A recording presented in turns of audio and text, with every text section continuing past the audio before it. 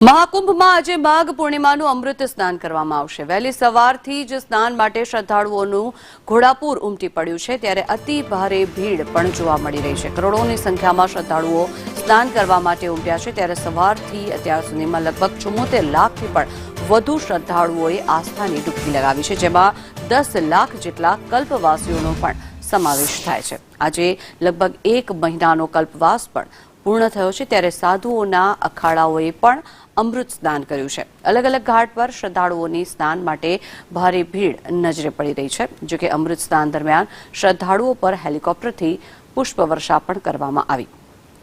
CM Yogi Adityanath પણ સ્થિતિનું monitoring કરી રહ્યા છે। સવારે 4 વાગ્યાથી સીએમ યોગી સમગ્ર આ સ્થિતિ પર મોનિટરિંગ કરી રહ્યા છે। જો કે અમૃત સ્નાનને ધ્યાનમાં રાખીને મેળા ક્ષેત્રમાં નવો ટ્રાફિક પ્લાન પણ કરવામાં આવ્યો છે।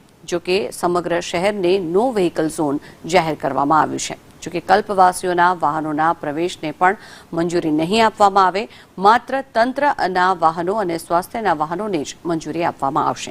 સાથે જ વીવીઆઈપી પાસ પણ રદ કરી દેવામાં આવ્યા છે। જો કે અત્યાર સુધીમાં કરોડો ભક્તોએ અહીંયા સ્નાન કર્યું છે।